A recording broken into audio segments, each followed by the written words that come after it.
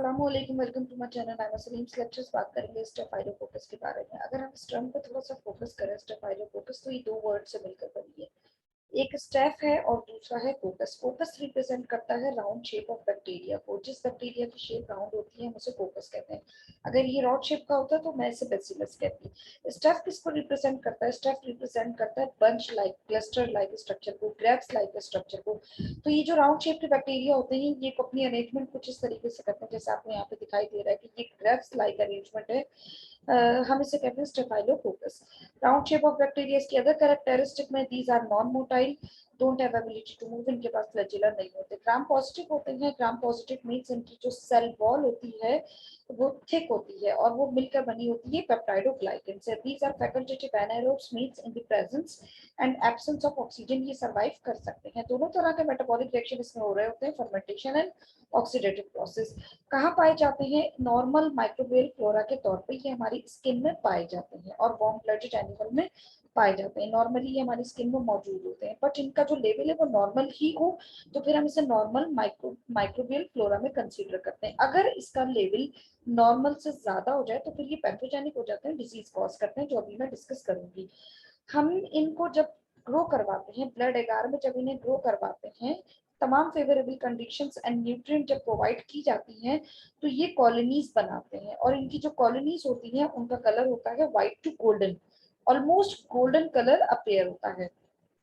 मैंने जो भी कैरेक्टरिस्टिक बताई हैं वो स्टेफाइलोकोकस की बताई हैं। स्टेफाइलोकोकस को तीन स्पीशी में, मैंने फर्दर इसको तीन स्पीशी में डिवाइड कर दिया। एक स्टेफ ऑरियस, एस यहाँ पे स्टेफाइलोकोकस को रिप्रेजेंट कर रहा है, second S epidermidis and third Staph saprophyticus. ये तीनों जो स्पीशी हैं ये कॉमन कैरेक्टरिस्टिक पोजेस करती हैं। तीनों में सिमिलैरिटी, ये तमाम कैरेक्टरिस्टिक है। डिससिमिलैरिटी की अब जरा बात करते हैं। एंजाइम होता है एक कैटालिस। कैटालिस का काम होता है H2O2 that is hydrogen peroxide, इसको कन्वर्ट कर देना इनटू वाटर एंड ऑक्सीजन। ये एंजाइम इन तीनों स्पीशीज के पास पाया जाता है। अगर ये तीनों स्पीशी बनाना जानती हैं, स्टेफ ऑरियस, स्टेफ एपिडर्मिडिस, सैप्रोफिटिकस, ये तीनों एंजाइम बनाती हैं तो हम कहते हैं दीज आर पॉजिटिव, इस कैटालिस को लेकर पॉजिटिव है। और अगर नहीं पाया जाता तो फिर हम नेगेटिव कहते हैं। कैसे पता करेंगे? हम सपोज करें ये टेस्ट ट्यूब है और इसके अंदर कुछ स्पीशीज है स्टेफ ऑरियस की। मैंने क्या किया, मैंने इसमें H2O2 ऐड कर दिया है। अब H2O2 that is hydrogen peroxide, और मैं ये चेक करना चाह रही हूँ कि क्या स्टेफ ऑरियस के पास कैटालेज एंजाइम है, क्योंकि अगर उसके पास कैटालेज एंजाइम होगा तो उस कैटालेज को यूटिलाइज करते हुए स्टेफ ऑरियस ने इस H2O2 हाइड्रोजन पेरोक्साइड को वाटर एंड ऑक्सीजन में कन्वर्ट कर देना है। तो अगर मुझे रिजल्ट्स में कुछ बबल्स मिले और वाटर और ऑक्सीजन बनती हुई दिखाई दे रही है तो मैं समझ जाऊंगी कि यस कैटालिस पॉजिटिव। ठीक है, इस तरीके से हम टेस्ट करते हैं कैटालिस को फाइंड आउट करने के लिए, एंजाइम की डिटेक्शन के लिए। अगर मैं यूरियस की बात करूं, उसका काम होता है यूरिया को कन्वर्ट करना इनटू अमोनिया एंड H2CO3। ये नेगेटिव होता है स्टेफ ऑरियस में और दोनों स्पीशीज में, इन दोनों स्पीशीज में पॉजिटिव होता है। कोगुलेस जो है वो सिर्फ पॉजिटिव होता है स्टेफ ऑरियस में और एपिडर्मिडिस सैप्रोफिटिकस में नेगेटिव होता है। कोगुलेस का काम होता है फाइब्रिनोजेन को कन्वर्ट करना into fibrin. Fibrin, this is active form of this protein. ये तीनों स्पीशी पैथोजेनिक स्पीशी है, बट इनमें सबसे ज्यादा जो मेजर पैथोजेनिक है वो नंबर 1 है, दैट इज स्टेफ ऑरियस। क्या ये दोनों स्पीशी पैथोजेनिक नहीं है? नो, ये भी पैथोजेनिक है, क्योंकि ये दोनों कोगुलेस नेगेटिव है तो ये उससे लेस पैथोजेनिक है और ये wound infection, endocarditis, UTI infection cause करती है। अब जरा बात करते हैं स्टेफ ऑरियस की, जो कि मेजर पैथोजेनिक स्पीशी कंसीडर होती है। क्या क्या कर सकती है, क्या क्या कॉज है इसके ना पैथोजेनिक? बॉयल फॉर्मेशन हो जाती है, एब्सेसेस बन जाते हैं, wound infection, post operative infection, toxic shock syndrome, food poisoning in human, infection in animals like mastitis in cattle. अब इन सब का मतलब क्या है, किस तरीके से होते हैं?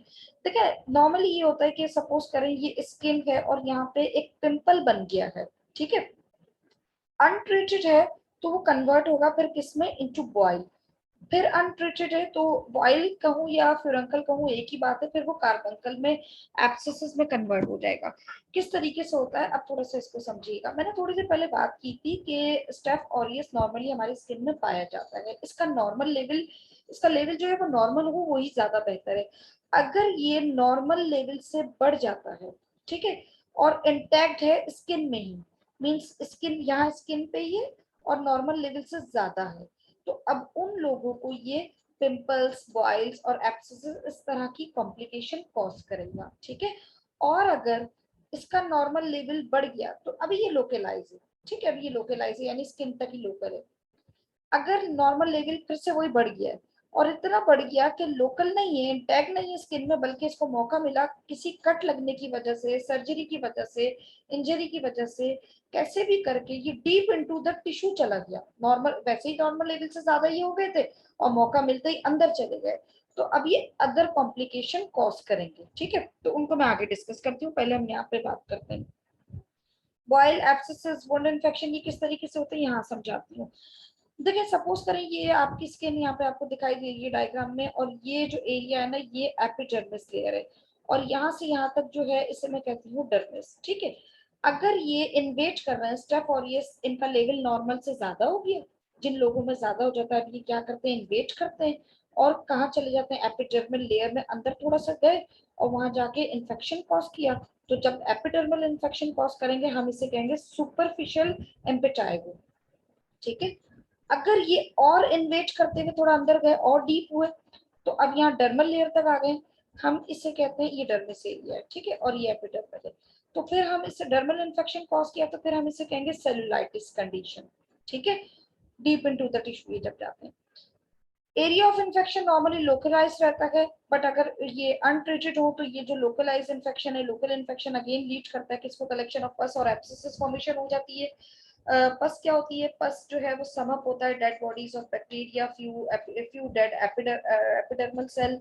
इसके अलावा जो हमारे कुछ इम्यून सेल जो होते हैं जो रोल प्ले करते हैं, न्यूट्रोफिल्स और मैक्रोफेजेस हैं, उनकी भी डेथ हो जाती है बैक्टीरिया को किल करने के लिए, तो उन सबका कॉम्बिनेशन कलेक्टिवली हम उस मटेरियल को पस कह देते हैं, ठीक है। एब्सेसिस बन जाता है, यहाँ पे ये एब्सेसिस फॉर्मेशन आपको दिखाई दे रही है।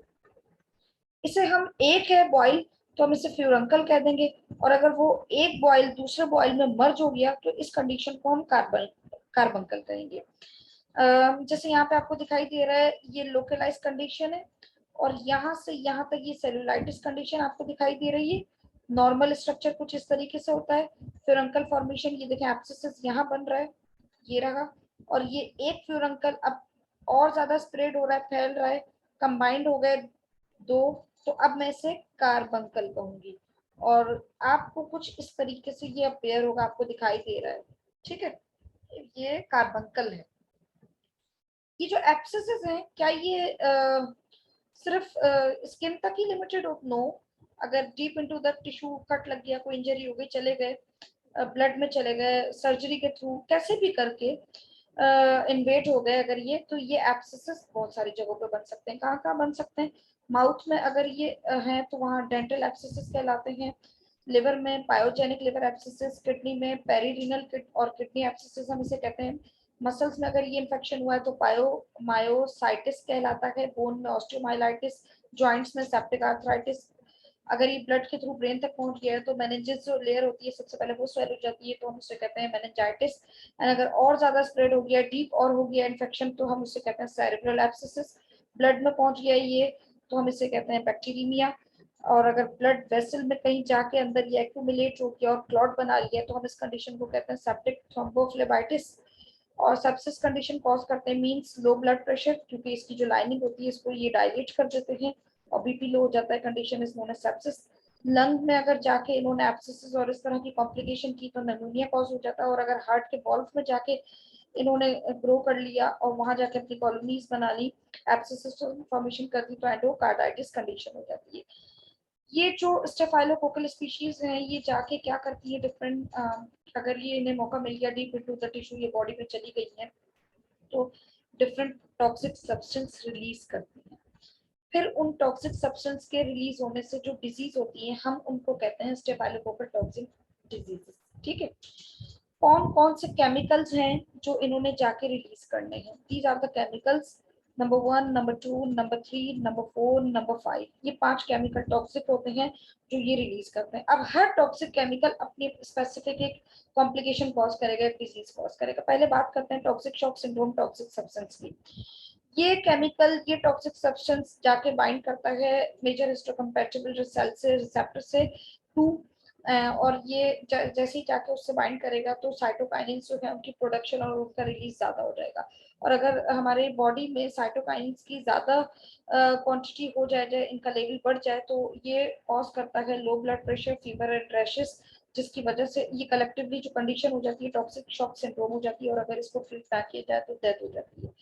दूसरा केमिकल जो है उसे हम कहते हैं पेंटोन वैलेंटाइन ल्यूकोसाइडिन टॉक्सिन, शॉर्ट में से हम ल्यूकोसाइडिन टॉक्सिन कहते हैं क्योंकि नाम से शो हो रहा है ल्यूकोसाइट, सेल को किल करने वाला ल्यूकोसाइडिन। तो ये डैमेज करते हैं ल्यूकोसाइट को, जो कि इम्यूनिटी में रोल प्ले करते हैं ल्यूकोसाइट एज यू नो। एक और केमिकल होता है दैट इज हीमोलाइसिन। हीमोलाइसिन नाम से शो हो रहा है, हीमो ब्लड की बात हो रही है, ये रिस्पॉन्सिबल होता है to break red blood cells, और उनको रेड ब्लड सेल को जैसे ब्रेक करते हैं तो उसके अंदर से हीमोग्लोबिन टूटता है, रिलीज होता है। और आपको मालूम है कि हीमोग्लोबिन जो है वो आयरन से मिलकर बना होता है, एक्चुअली इनको आयरन चाहिए होता है अपने मेटाबॉलिक प्रोसेसेस के लिए। फिर एक्सफोलिएटिंग एक केमिकल होता है जो कि कॉज करता है स्टेफाइलोकोकल स्कैल्डेड स्किन सिंड्रोम। 4S से हम इसको रिप्रेजेंट करते हैं। कुछ इस तरीके से स्किन की कंडीशन हो जाती है, एक्सफोलिएशन फॉर्मेशन हो जाती है, यानी जगह जगह से स्किन जो है वो ब्रेक होना शुरू हो जाती है। एंटेरोटॉक्सिन ये केमिकल जो होता है, ये टॉक्सिक सब्सटेंस जो होता है वो कंटामिनेटेड फूड में होता है। अगर कोई ऐसा शख्स जिसका माइक्रोबियल फ्लोरा जो है वो नॉर्मल से ज्यादा है, या वो खुद इन्फेक्टेड है, अगर वो ऐसा फूड बना रहा है, आपको बना के दे रहा है, तो उस फूड, वो फूड कंटामिनेटेड फूड है, और अगर आपने उस फूड को इनटेक कर लिया है तो फूड पॉइजनिंग कॉज होगी, nausea and vomiting and other complications होगी। इसकी ट्रीटमेंट किस तरीके से हम करते हैं? पेनिसिलिन, मेथिसिलिन, वैंकोमाइसिन एक साथ नहीं देते सब। जब रेजिस्टेंट पेनिसिलिन से हो जाए फिर हम मूव करते हैं मेथिसिलिन की तरफ, और जब इससे भी रेजिस्टेंट हो जाए तो फिर हम मूव करते हैं वैंकोमाइसिन की तरफ। किस तरीके से? Penicillin as you know that is included in beta lactam category. तो penicillin is best for the treatment of Staph aureus. But जब स्टेफ ओरियस, सपोज करें ये स्टेफाइलोकोकल बैक्टीरिया है और ये सीख गया है इस पेनिसिलिन से बचना, खुद को सर्वाइव कैसे करता है? क्योंकि ये बीटा लैक्टम एंटीबायोटिक है, तो ये क्या करता है? बीटा लैक्टामेज एंजाइम बना लेता है। अब लैक्टामेज एंजाइम क्या करता है? इस बीटा लैक्टम को ब्रेक कर देता है। तो अब ये बिल्कुल यूजलेस हो गई है, वो सीख गया है, वो बैक्टीरिया सीख गया है इससे बचना, सर्वाइव करना। तो बीटा लैक्टामेज के थ्रू उसने अपना सर्वाइवल जो है वो कंटिन्यू किया। अब हम क्या करेंगे? मेथिसिलिन दे देंगे। तो उसने क्या करना है? अपनी फिर से फॉर्म चेंज कर लेनी है। कैसे?